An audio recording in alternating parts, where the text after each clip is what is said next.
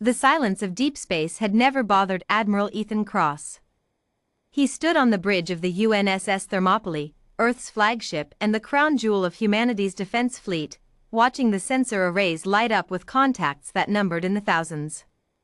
His coffee, black, no sugar, sat untouched in his hand. Steam curled upward and dissolved into recycled air. "Admiral," Lieutenant Yara Osei said from the tactical station, her voice carefully controlled. "We're reading 4,312 vessels. Confirmed Imperial configuration. They've dropped out of fold space at the edge of the system. Range? 42 million kilometers and closing.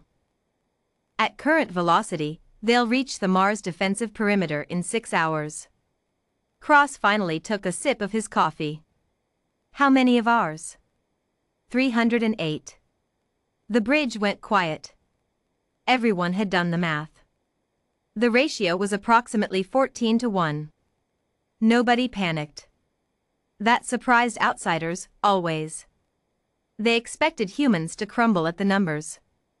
They forgot that humans had grown up on stories of Thermopylae, of Rorke's Drift, of the Battle of Britain.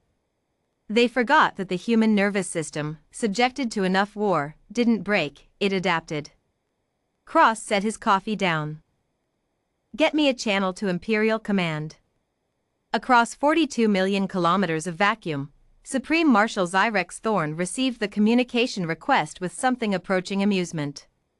He was an impressive figure by any species standard, 7 feet of layered muscle beneath ceremonial armor that had never once been scratched in actual combat, because actual combat had never required him to be in danger. The Veldhari Eternal Empire had conquered 63 star systems. Zyrex had commanded the last 11 campaigns.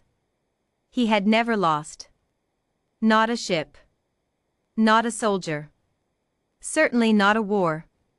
He had done his research on humanity, of course. 400 years of interstellar expansion, a handful of border skirmishes with minor civilizations, and then this, the audacity to formally reject imperial annexation.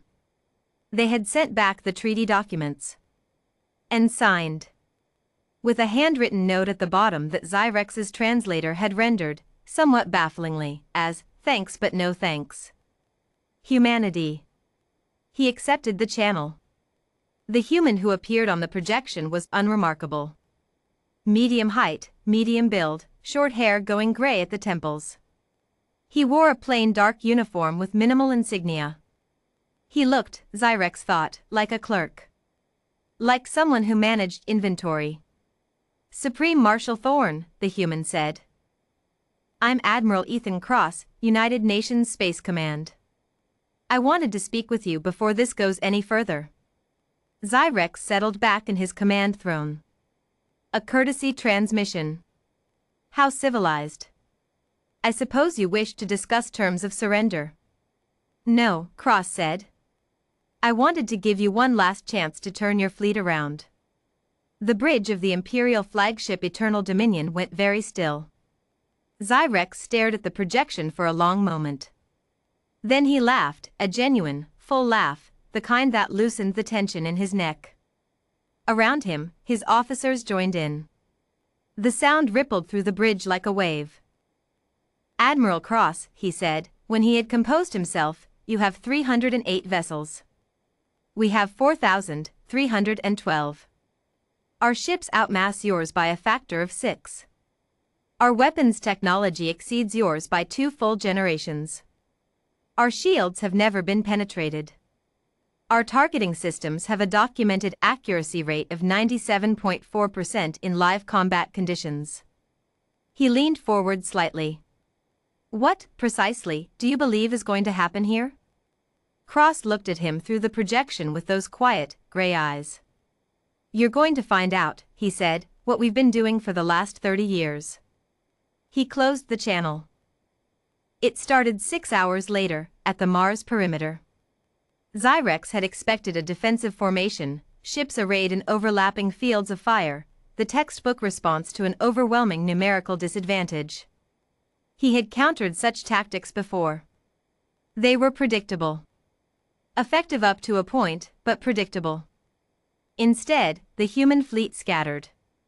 Not in retreat. Not in panic.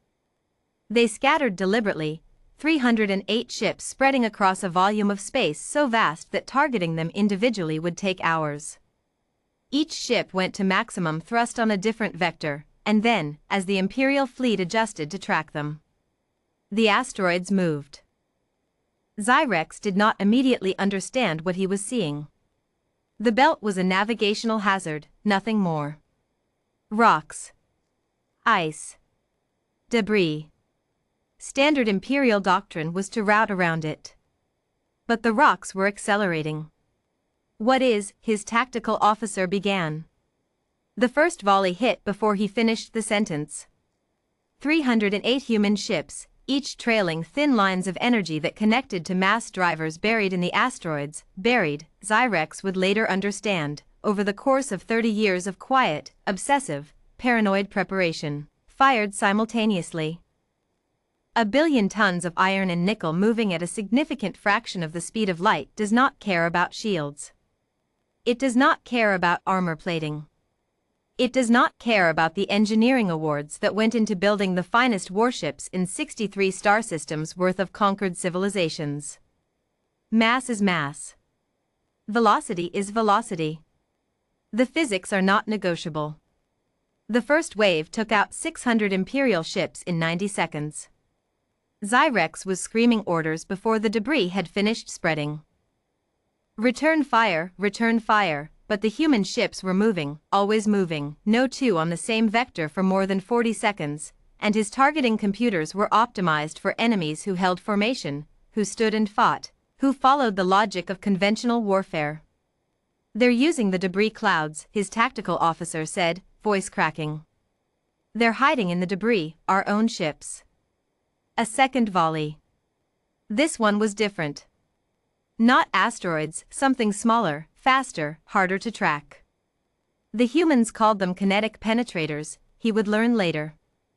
Tungsten rods, precision-guided, launched from platforms so cold they were nearly invisible to thermal sensors. They had been waiting, too. Patient. Ready. The Empire had been expected. Another 400 ships gone.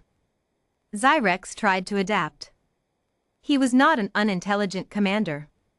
He split his remaining forces, tried to create overlapping fire zones, tried to establish the kind of interlocking defensive perimeter that had worked in 62 previous campaigns. But the humans had spent 30 years learning how he would do exactly that. They didn't fight the perimeter. They threaded it.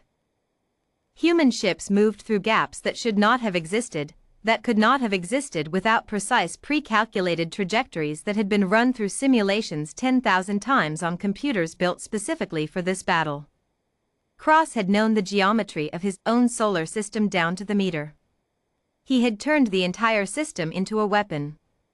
The Imperial Eternal Dominion, Zyrex's flagship, the pride of the Veldhari Empire, a vessel that had never taken damage in 11 campaigns, shuddered. "Hull breach," someone reported. Sections 7 through 14. How? Targeted from the Trojan point. There was a gun in the Trojan point, Marshal. They built a gun in Jupiter's Trojan point and painted it black. The second impact was worse.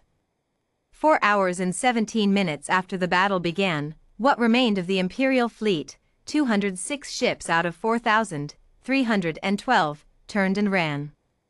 Zyrex was not aboard them. The Eternal Dominion had become debris 40 minutes earlier. Cross stood on the bridge of the Thermopylae, which had taken 2 glancing hits and lost 11 crew members, and watched the Imperial survivors fold into faster-than-light transit. He did not feel triumph, exactly. Triumph was too clean a word for what he felt. He thought about the 30 years. The arguments in committee halls about needless militarization. The budget fights. The engineers who had worked in secret on the Trojan Point installation, who had never told their families what they were building or why. The pilots who had spent a decade learning to fly trajectories that didn't exist yet, for a battle that might never come. He thought about the 11 names he was going to write in a letter tonight. Admiral, Osei said quietly. Earth is hailing us. Put it on.